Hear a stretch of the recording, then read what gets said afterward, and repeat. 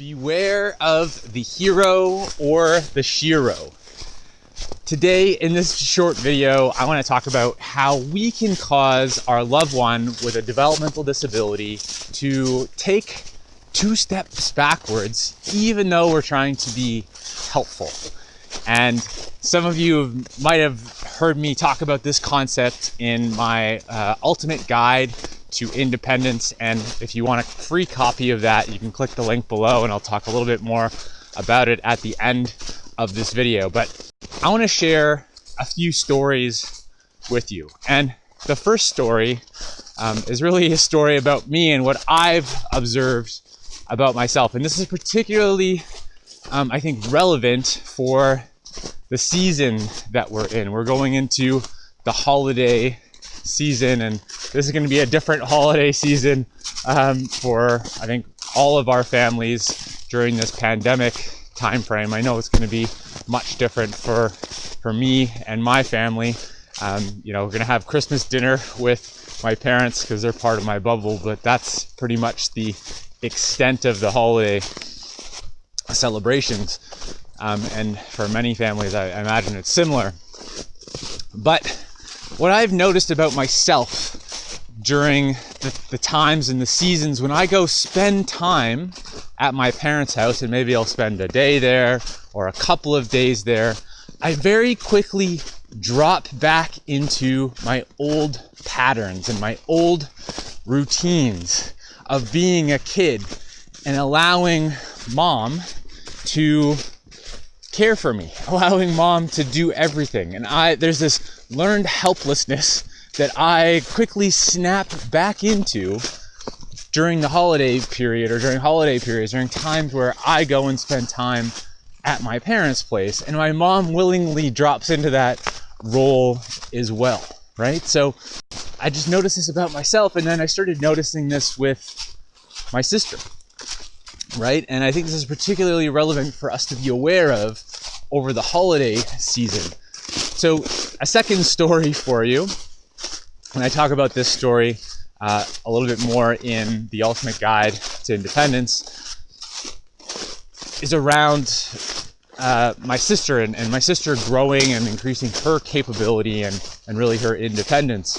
So my sister never had the opportunity to, when coming home, to kind of do that transition piece. So, what do you typically do? You come home, you take your shoes off. And my sister never had the opportunity to do that. So my sister had been growing a lot, and at this point my sister had moved out of my mom and dad's place and she was living with me. And as many of you know, my sister now lives in her own home. But my sister was just in the habit of having other people help her do that transition, right? Always mom would do it or dad would do it. And one of my sister's paid supporters realized that, hey, Sarah's growing a lot, and I think she can take her shoes off, right? And get herself into her home.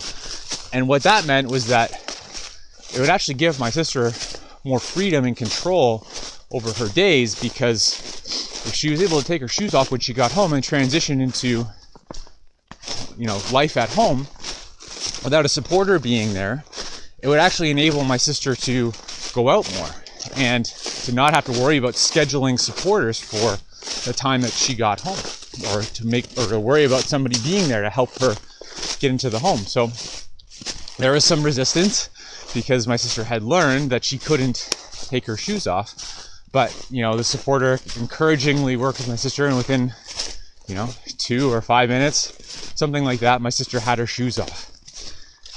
And so, I think my sister was probably pretty proud of herself. It continued for a couple of weeks until enter the hero, my dad. So one day, a couple of weeks later, my dad helped my sister transition from kind of being out into home. And my dad just was in this routine, as he always had been, and takes my sister's shoes off. Doesn't think anything of it, doesn't know the work that the supporter has been doing to helped my sister learn how to do that on her own.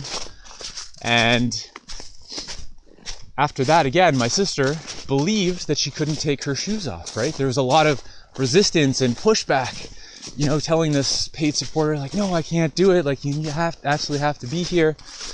And this continued for months, right? I share this story, and you can take whatever resonates with you out of this story. And that's what I really talk about with my coaching clients and clients in my empowering ability communities. But what I take from this story is that we really need to be aware of how we're holding our loved one capable, right? And we need to be consistent with that.